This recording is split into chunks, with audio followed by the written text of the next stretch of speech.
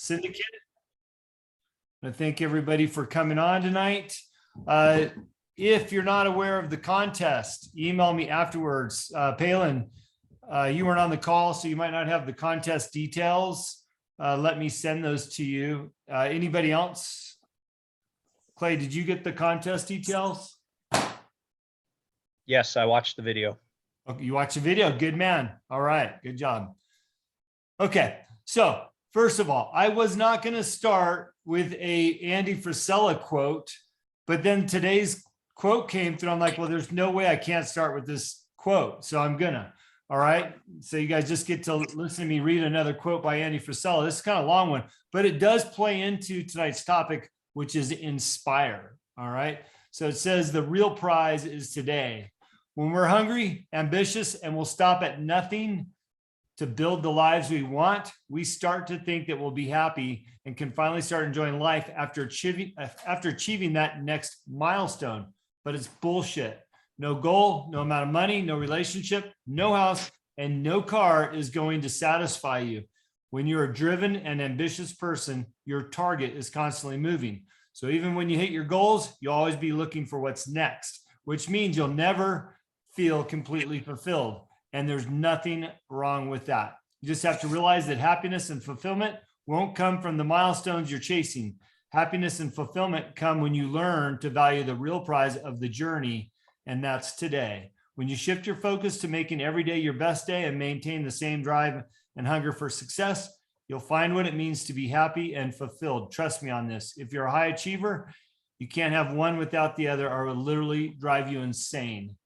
And I love that because I've had the opportunity to talk to every single person on this call individually and know what everybody's working on. And I just realized that we're all chasing something, which is a great thing. And through that chase, we will realize that we're not going to be satisfied unless we give it our all, do our best, and figure out exactly what it is that's going to satisfy us. So I love Andy's quotes. They always come right on time. He's got another if you guys need to be inspired by the end of this call, but let's not, let's hope we don't need that. So the topic for tonight was inspire. And that could come in two forms in terms of my delivery. One, it could be, I could teach you guys how to inspire people that might work for you or you might go into business with. But I thought, I'd rather inspire you guys to do what it is that you're working on.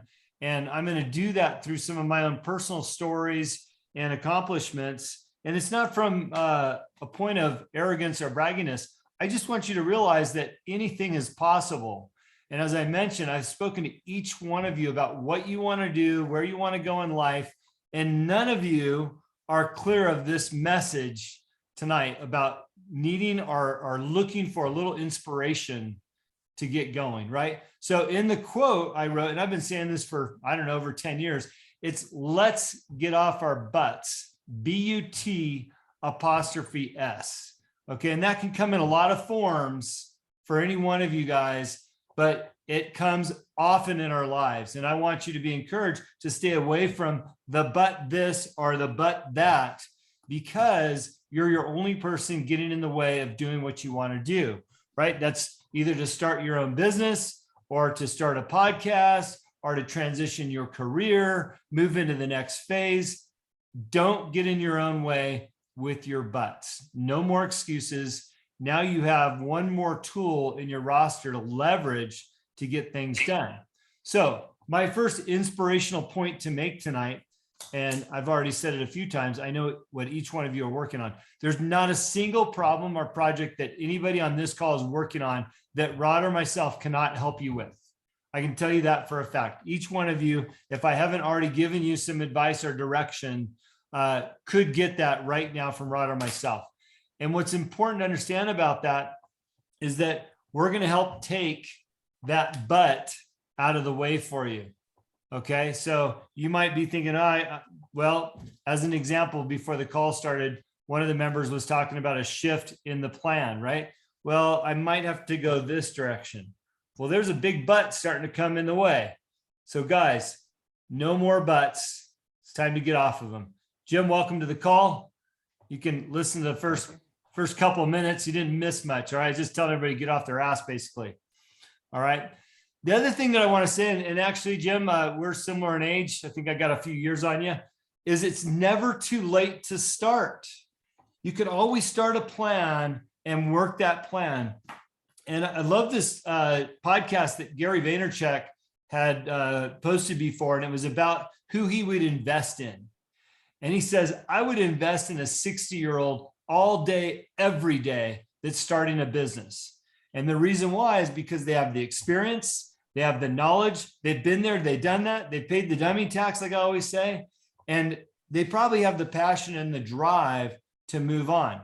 So I don't want anybody to think that they're too late to start. And whether that's start the business, start saving money, start making a difference in your life, start exercising, start something, it's never too late. Okay. Matter of fact, I was looking through some books in preparation for tonight's call, and I just pulled this one off my shelf. The author is Jim Livesay. I'm not even going to suggest you read the book. The book is called The Most Powerful Selling Secrets. I was given this book in 2004 by the author. I thought, interesting. I don't remember this book. I read it because I see my earmarks and I see the notes on here. At the time, Jim was promoting this book. It's the 7 Most Powerful Selling Secrets. I thought, wow, I wonder if he's still working, if he's still on the internet. So real quick before this call, I popped on, I looked on the internet and I found him. He's still speaking. He's still writing books. But here's the deal. He doesn't even mention this book in the 10 other books that he wrote since 2004. And when I thought about that in this call, I thought this at the time was probably the most significant thing in his life, because in this letter to me, he was saying that, he just gave a pitch and a presentation of Jaguar, Range Rover, Lexus in New York City. He flew me out to New York City. There's the airline ticket still in the book. It wasn't first. No, it was first class. So flew me out there first class to give me his pitch on his book. But this book, 16, 20 years ago, is no longer even significant to him, that he doesn't even list it on his website anymore. The point of that is, it's never too late to start, because clearly this guy is doing all kinds of other stuff besides this book that he put out in 2004. So now that we're going to get off our butts and we realize it's not too late to start what our plans are, let's come up with a plan, right? And again, I've spoken to most of you here. You have a plan, or you have an idea, or you have a business, or you know where you want to go in your company. Okay, let's start working that plan. All right. And Jim, by the way, instead of teaching you to inspire others, I'm hoping to inspire you through some of my stories and tips of things that maybe you can consider doing to move on in whatever it is your endeavor, whether that's start your own business, your career, you want to take the next step in your career, whatever it might be, personal or business. All right. But let's start with having a plan, right? Having that plan of attack and being inspired by our own plans. Okay. And sometimes our original plan might not be the only plan. It could just be the start, right? So I'll use my own physical fitness as an example. When I turned 46, I went to a personal trainer. I said, hey, I've got one daughter now. I got another one on the way. I want to be the healthiest person I can be by the time I turn 50. All right. I'm going to give you 4 years to get me there. And I wasn't in bad shape. I wasn't even overweight. But I knew that if I was going to enjoy my kids, I'd have to be a healthy adult in my 50s to be able to do what I need to do and play with those kids. So we developed a basic physical fitness plan. Through that plan, I learned that I enjoyed the process. My wife got involved. She enjoyed the process. We started becoming a lot more active. We became members of the Spartan Competitive Race Society. And ultimately, and most of you know my story, we competed in the Spartan races at the very top level, taking top spots in the world and in the United States. Now, my original plan was never to be on a podium at a Spartan race, let alone, I think I hold over 16 first place finishes, over 20 second, and a few thirds, and a lot of finishes outside of that. That was never the plan. But what working the plan, being inspired to get healthy for my daughters, it resulted in a much larger thing in my life, which I'm very grateful to have none of those experiences, those new friendships, or the friendships I gained along the way, the physical fitness. And by the way, ultimately I'm able to toss my daughters around even as they started to get up to 50, 60 pounds now. But when you think about this example in your own businesses, right? You want to start a podcast, you want to create a book and work a business around the book or whatever it might be. Think about your initial plan and growing that plan and finding the inspiration within that growth. Okay. And that's where you can come back to not only myself and Rod, but to this group to help maintain that inspiration and work your plan on a regular basis. You know, I call it cup check, right? Are we still along the lines? Are we still following the business plan to get to where we want to be, right? So I was looking through the back end of the Y.E.S Syndicate, and there's a couple quotes back there. Rod, you might be familiar with this, but one of them is the starting point of all achievement is desire. Keep this constantly in mind. Weak desires brings weak results, just as a small fire makes a small amount of heat. Okay. And if you can apply this to what you're doing, you know, again, looking back on some of the calls we've had already, where I talked about values. What are your values? Well, those values create desire, and that desire is going to create the inspiration to follow through on your business plans or on that next step, or to get that podcast off into the air. And going back to what I said a minute ago, it's never too late to start, but you have to start. Okay. So dig deep in there, find what those values are, get the desire, create some heat. Okay. We want big fires to create the heat. The second quote just after that says, do not wait. The time will never be just right. Start where you stand and work whatever tools you may have at your command, and better tools will be found as you go along. All right. Now, for me, I can look back at my Spartan race and go, you know what? I was just a 46-year-old wanting to get fit at the time, but there was a treadmill, there was a track down the street, there was some mountains behind my house, and I used all the tools around me to follow through on the training program. Matter of fact, the coach always told me, oh, I need you to go to the local high school and run their track. Well, for months, I couldn't find a high school where the track wasn't locked up on the weekends or early morning. And I was almost ready to use that as an excuse, but I thought, you know what? I can run the neighborhood. I can run the hills behind me. I can go run at the park. And I found all kinds of different ways to get my runs in working with what I had. So looking back at some of your stories in this group, you guys all have the tools right now to get started in the thing that you want to do. Okay. And again, because I have intimate knowledge of each one of you, that won't always be the case, but I have intimate knowledge of each one of you and what you want to do. I know for a fact, each one of you have the tools to get started right now. And I want to challenge you to use those tools and move into those business ventures, ideas, or next steps in your life to get going. So as these calls progress, in other words, the questions should get a lot harder for us to keep you going to that next level. So I'm challenging you to get going so that my questions get harder so we can provide more value for you.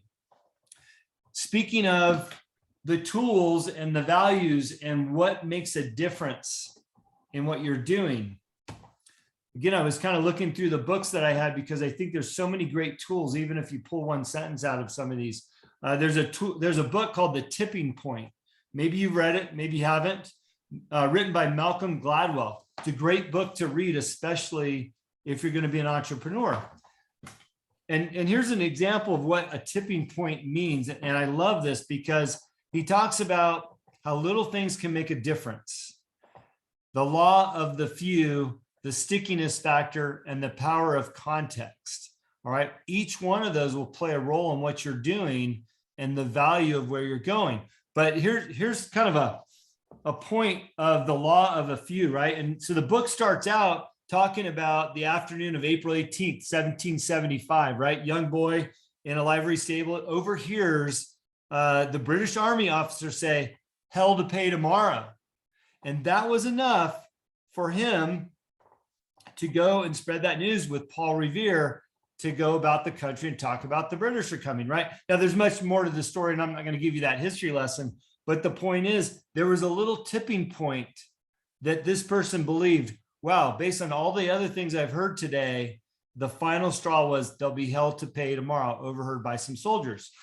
Now, what's interesting about this story, if you know it, there was a second revolutionary that carried the same message, and that was William Dawes. He set out on the same urgent errand, but he went to a different part of the country, and he carried that message a different way. And he carried it so poorly that some of the towns that the British came into, those people didn't even know the British were coming or there was going to be a war because they never got the message. And I think that that goes back to the law of the few, right? What you're able to do, but the stickiness factor, the stickiness of that message. Paul Revere obviously did a better job. And then finally, the power of context. Okay. What is the context and how he told the story and how he made it more believable than his counterpart on the other side of the country. So how does this relate back to your business? How to inspire or be inspired is that, again, you possess the tools to do a few things great and transition your life into that next phase of business or entrepreneurship, or even if it's just a hobby that you want to start that might turn into something more, right? Be inspired by what you have in front of you, the tools that you have, and utilize, if it's the Tipping Point book or some of the other resources we've given you, those tools are there to get you to the other side of this, right? And don't waste a minute thinking about it, because once you get started, you'll find, as it's suggested in that quote, you're going to find tools as you move along. And our hope and desire is that we're going to give you those tools as well. I just got off a call, and this is relative. I just got a call from a young lady about an hour and a half ago.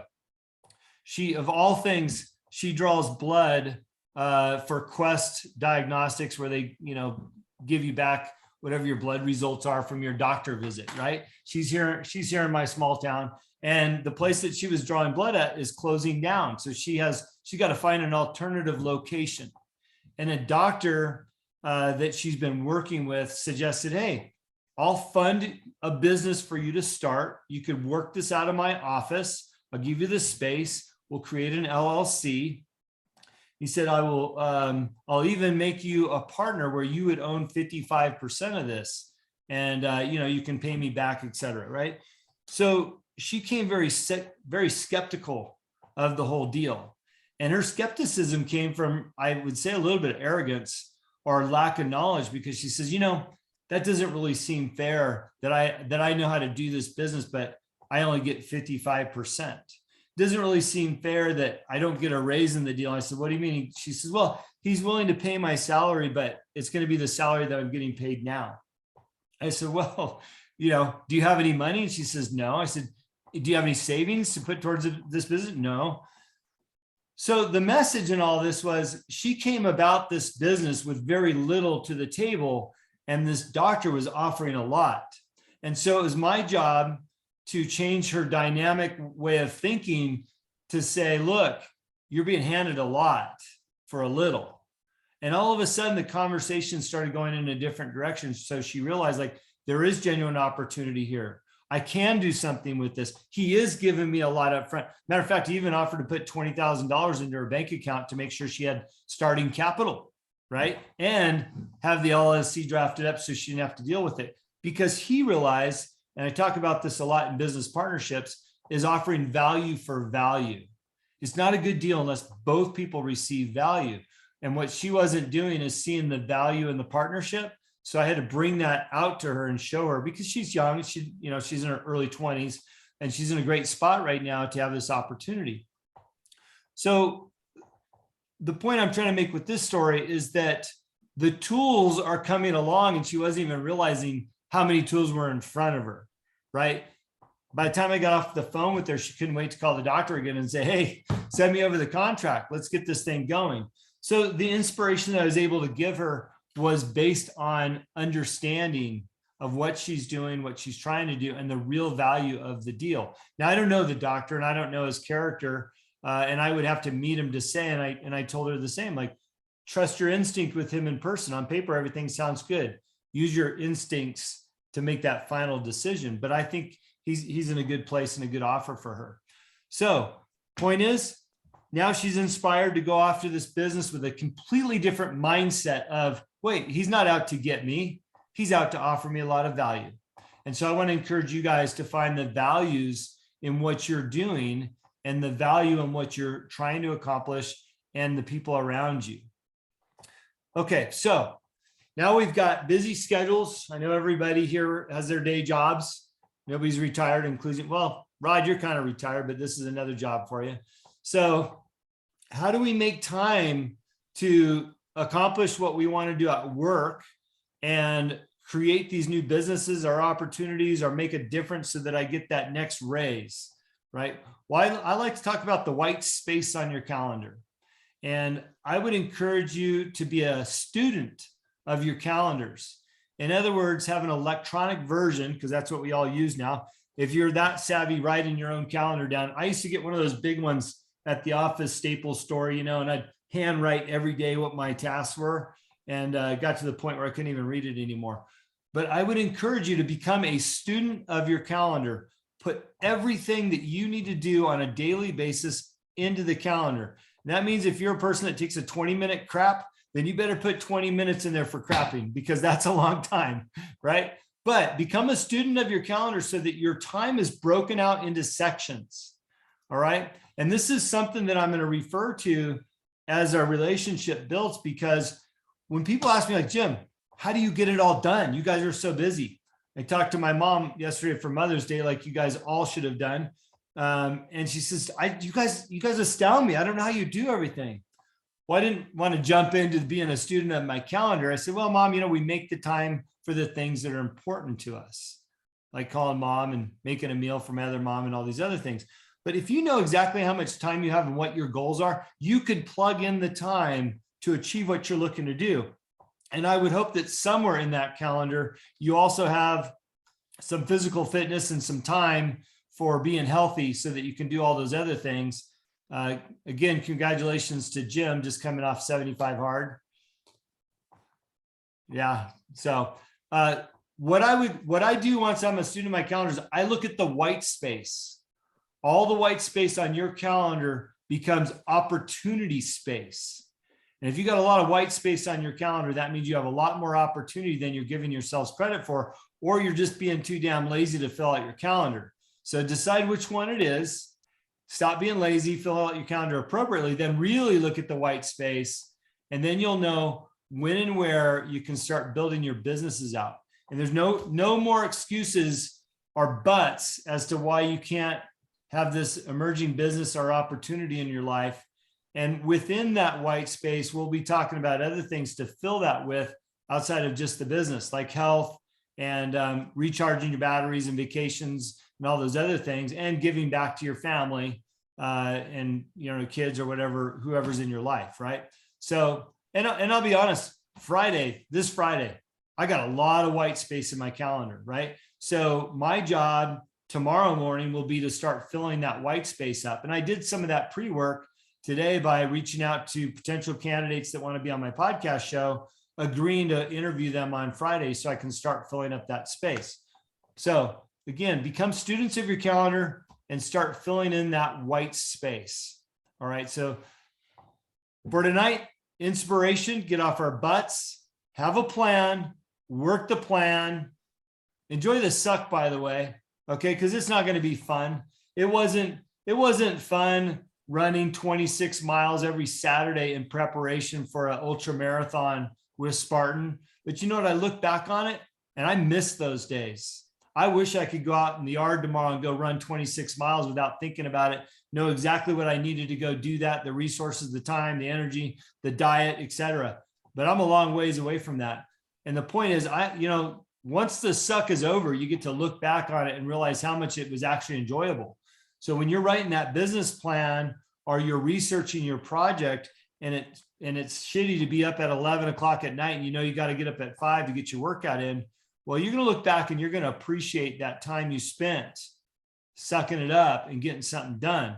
And that's been a point in a lot of the conversations I had, is even if you do something for 5 minutes at a time, 5 minutes a day, by the end of the week, you got 35 minutes in, right? Add that up a couple of weeks. By the end of the month, you got over a couple hours. Well, you can accomplish a lot in 2 hours of very specific targeted time, especially as it relates to something that hopefully you created the desire to do.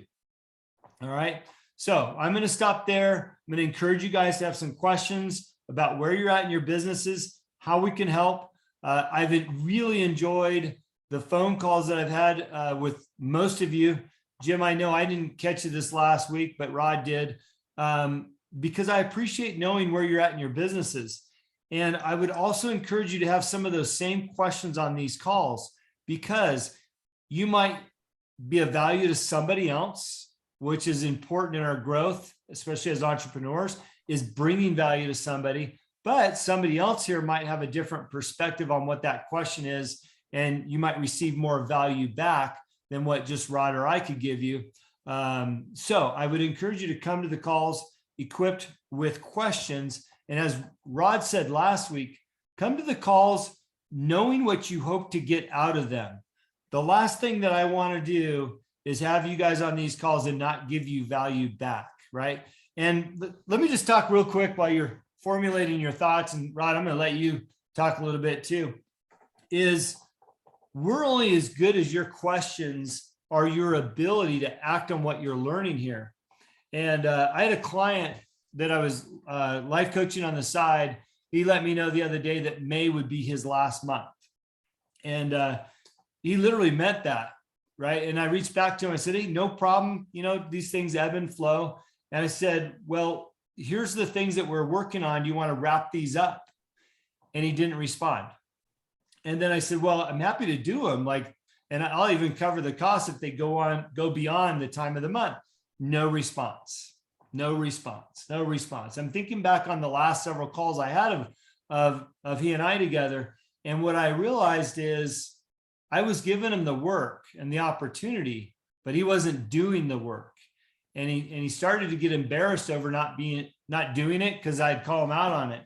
And I think what happened is he got to the point where he wasn't willing to do the work. So therefore the value was no longer there for him, right? And it's a human behavioral thing, right? We would rather back out of something than be embarrassed by the fact that we haven't done the work for the third week in a row.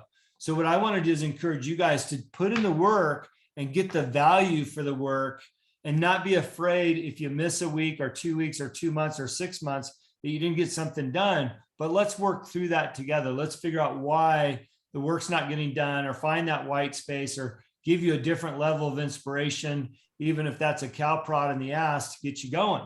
So get off our butts, okay, literally and figuratively. Rod, you want to add anything to that for now? Yeah, well, I've got two things. And the first is you need to be accountable. And the story that you just shared gets right to that point. And the sad part of this is it is easier for men, maybe women as well. I don't know. I can't speak to that. It's easier for us to work harder for somebody else than it is to work for ourselves. So if you see yourself in that anywhere, you need to be accountable to yourself. And sometimes that means you need an accountability partner. It might be your spouse. It might be, if you're going to do something, you need to tell somebody else what your plan is. If it's a podcast, if you're going to, Clayton, write your book and get out there, you need to make that known. And that way other people can hold you accountable to your dreams and vision.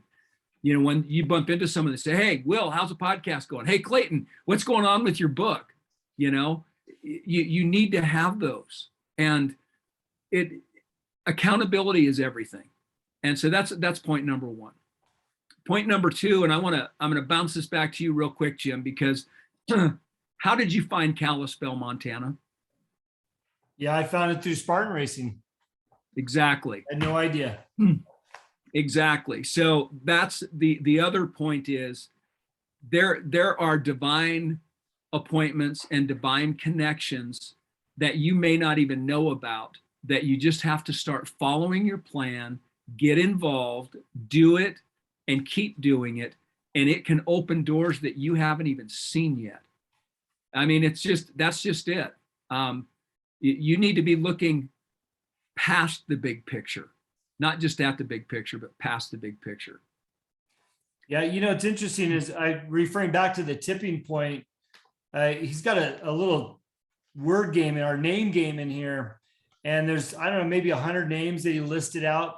If you get the book, you'll be able to see it. And basically he's talking about the power of connection and how connected you are. And he said, go through the names and mark off every name that you know somebody with that name, right? Like Johnson is the last name, or Kiernan or whatever. And, if you score high, that means that you're a connector. Well, this book was written in 2000. The names that were in here, I scored like 80 just now. I was like, wow, I know a lot of people. And to me, what that means is I'm connected, right? And that connection brings value to others. And what I want to encourage people to do, and maybe this serves as a different level of inspiration for you, is that we will be able to help you in a lot of ways if you allow us to, or if you just throw that out there. Rod was talking about a client. What was the client wanting to do? Was it open a store, or was it another random deal? Yeah, they wanted to open a convenience store. They were going to buy a convenience store, an existing convenience store. Right. That's right. So Rod says, I'm talking to this person, they want to open a convenience store, buy it. And they, they're talking about getting in the group. He's like, what do you think? Could we help them? I said, well, hell yeah. My grandfather opened up a whole bunch of convenience stores. I know exactly what to do, and the point is I would love to help inspire you guys to accomplish what you're doing.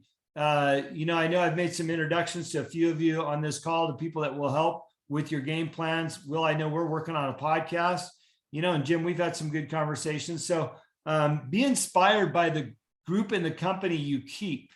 And I would also encourage you to connect with one another. Unlike the Lion's Den, where Sean doesn't really want you sharing and all this, I want you guys to connect and share and be a part of each other's lives to the degree that you've opened up your network, because I think that there's some value in that. So, all right.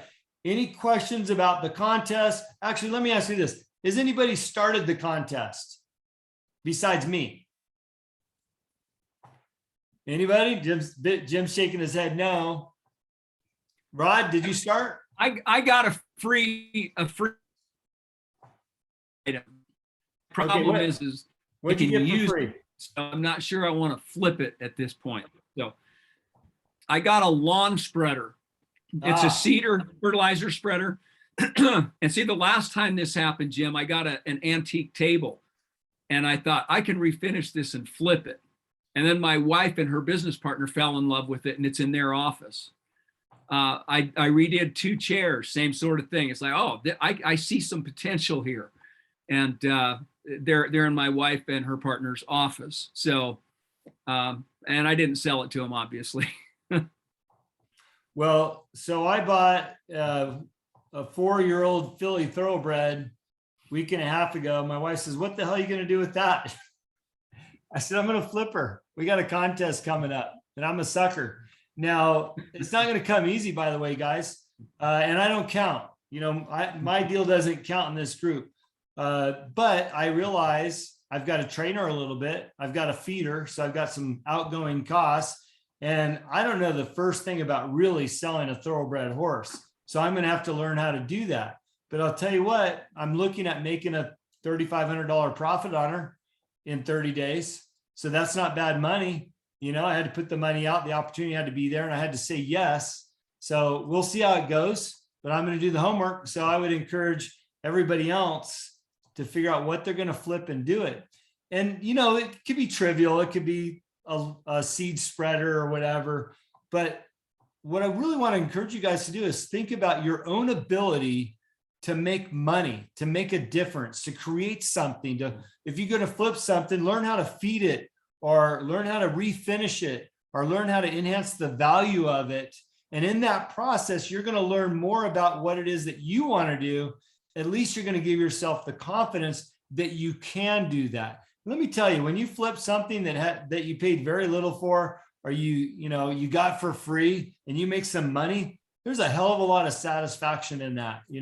I know when I sell that horse and I've got some cash in my hand, I'm going to feel good about it, right? But I've also felt good about some little stuff that I've gotten paid for. I'll give you a quick example. The marketing company I was working with 10 years ago, they had done a marketing poster for the band Social Distortion. Okay, so you guys are old enough, you'll know who Social Distortion is, Orange County punk rock band. It's a really cool poster. And it was for a specific event, and they had 100 of them left over. Really good paper, great print. They were all numbered. They were sitting in their warehouse for 5 years, zero value. And I said, hey, what are you going to do with all those posters? I happen to like the band. You know, I wouldn't mind having one. Like, oh, you could take them all. We're just going to throw them away one day. So I took them all and I put them up on eBay for $10 each. And you know what? I've sold a hell of a lot of those posters for $10. It wasn't about the $10. It was about the fact that I got them for free. I put them on there for $10. I sold a bunch of them, plus shipping and handling, of course. And I didn't lose a penny. You know, they just stayed in my office underneath the couch. They're nice and flat. I was making money off something silly. And I got so much satisfaction out of that because I thought, you know what? Worst case scenario, I could flip posters if I had to. You know, these funny band posters that have been around on their shelves for 5 years. So I really want to encourage you guys to find something to flip, get involved in the contest. It'll give us something to talk about on June 1st or whatever day that call is, and we'll have some fun with it. All right. So I'm doing a horse. Rod's not sure, maybe a seed spreader, whatever. 'Tis the season. So, all right. Any questions or thoughts about your entrepreneurship, what you're doing, what you're not doing? I'm going to have to make Rod go again. I'll go again. You didn't have to listen to my hoarse voice. So I was in professional sales, and I used to commute to, well, it's 13 miles. Put it in perspective. But by the time you go 13 miles, it was half an hour. So that's an hour a day of commute time. And what are you doing with your white space? Jim, you talked about white space. And I always kept track of my white space. And I did the math again because I worked there for 7 years. 1,750 hours on average. That's 218 8-hour days. You could get a PhD in that amount of time. Wow. If you have a bachelor's already. You know, how much time we have is all we have. So it really is critical that you utilize the space that you have. Yeah, no, that's great. You know, it's funny. I heard Mark Victor Hansen speak in the late 80s when he was pushing his book, Chicken Soup for the Soul, with Jack Candon. And one of the things that he said that stuck with me, other than what you believe is what you'll achieve, is he said that the average person watches enough TV that you could get 2 master's degrees. Yeah. And I stopped watching TV for 15 years after that.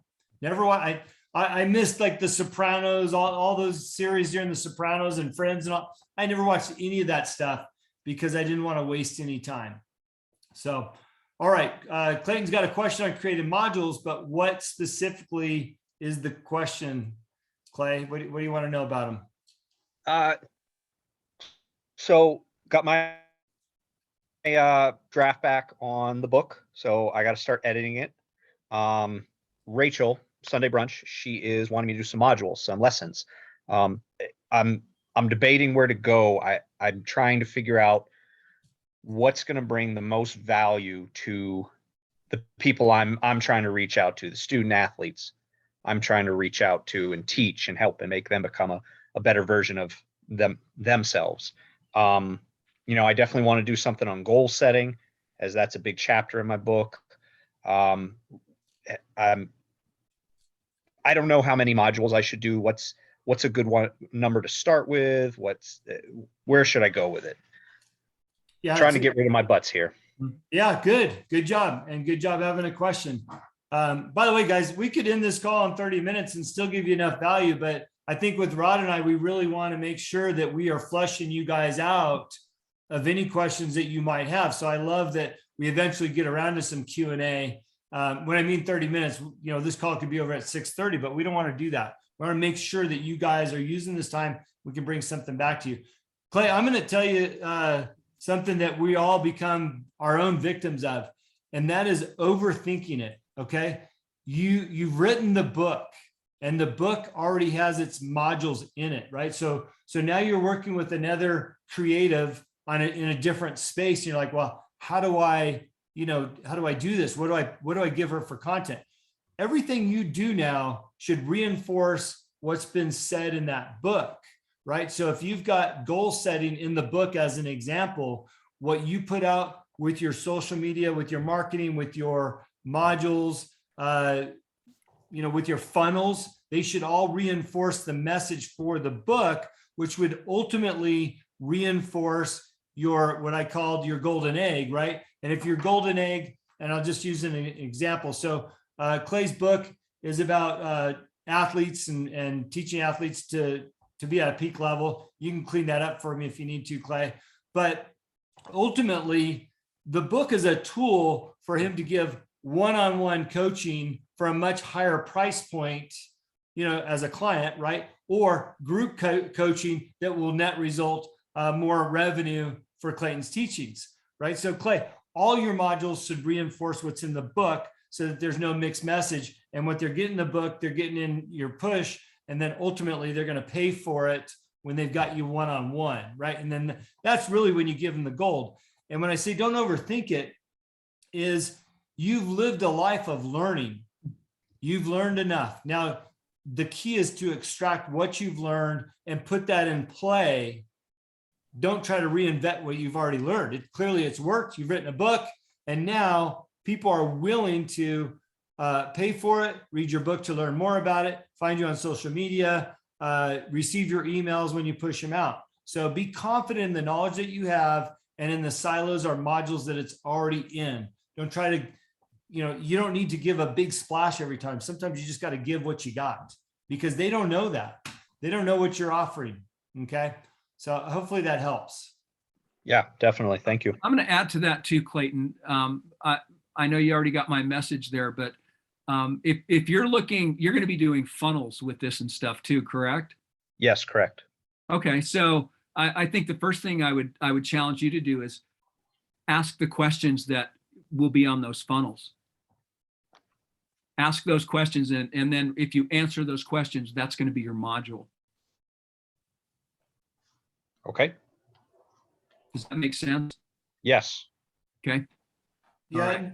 And just to give the group a little insight as to what we're working on with Clay. Is it okay, Clay, if we share a little bit about your funnels that you're working on? Yeah, absolutely. Go ahead.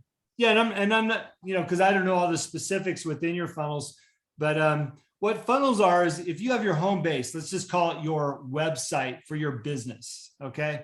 And your website is where you've got your revenue source. Okay. If you're selling something, let's just say I'm selling books, $100 each, right? I want to drive traffic to my website to sell that book. Well, funnels is a way to reach a larger audience on a regular basis so that they come back and eventually buy your book. And we're all, I don't want to call them victims, but we're all receiving funneled emails or texts probably every day right now. I know I get a bunch because of the politics I'm involved with. And these funnels lead you back to ultimately where they want you to be. And the example I have is to buy a book. Now, how might I get really creative with that, right? And this might help you, Clay, to think outside in a bigger picture of how you create these funnels that'll ultimately land into your modular. So for me, I want people to join Y.E.S right now. Okay. This is a priority of mine. I want to see this group grow. I want to bring more value to more people. And at the same time, I own a wine business, and that wine comes from Baja, Mexico. So my wine company is called Baja United Imports.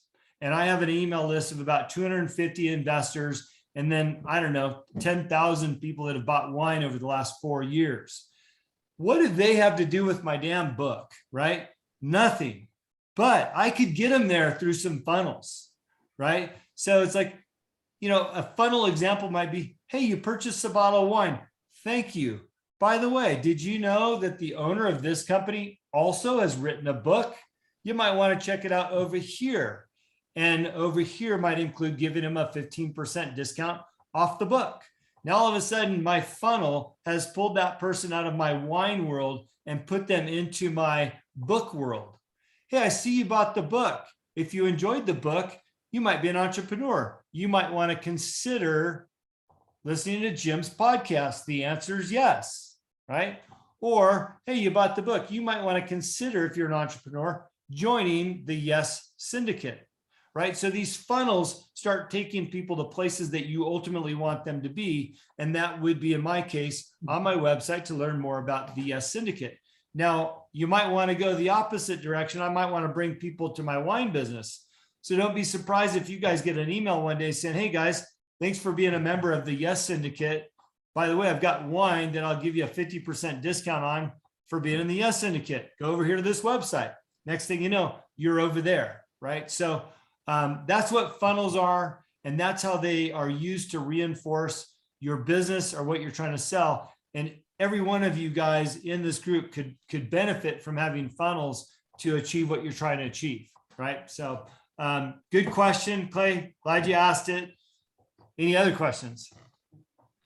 Nope, not from me right now. Okay. All right, Rod, closing thoughts? Yeah, I've got some closing thoughts. It amazes me sometimes how just filling white space, and I don't know if you'll be able to see this today. That's showing up there. Right there, yeah. That is the Y.E.S Syndicate schedule for the entire year.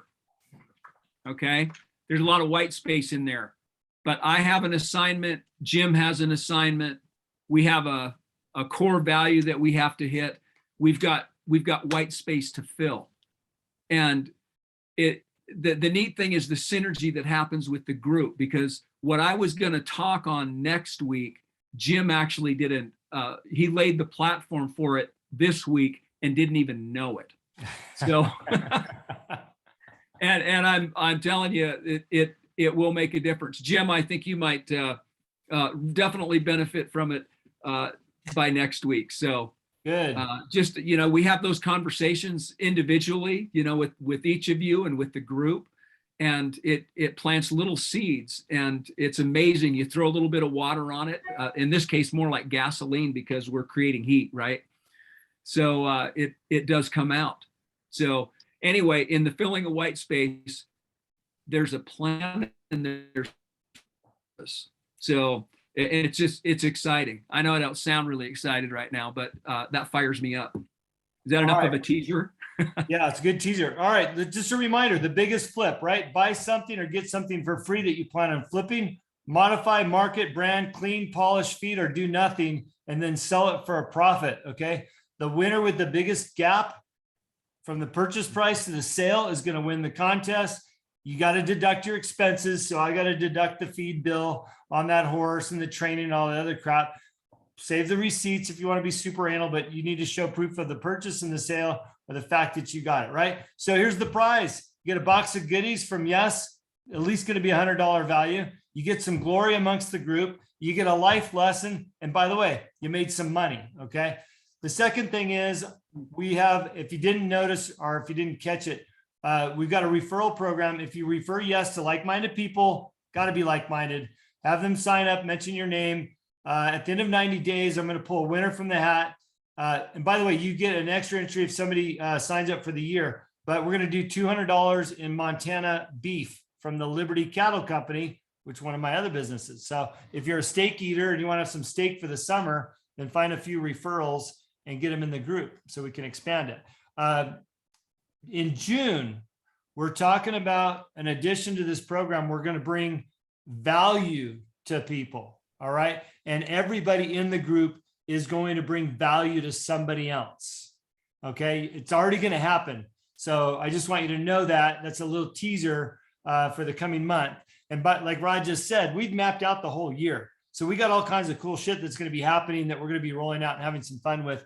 And along the way, hopefully creating some entrepreneurial opportunities for you guys or helping you with your plans. So, okay, I'm going to wrap it up there unless anybody's got any last minute fastballs out there. If not, call me, call Rod. You've got our emails, you got our phone numbers. We love hearing from you and helping you guys throughout the week. So don't hesitate to reach out. All right. So thank you all. Have a great balance of your week. Thanks, Jim. Thanks.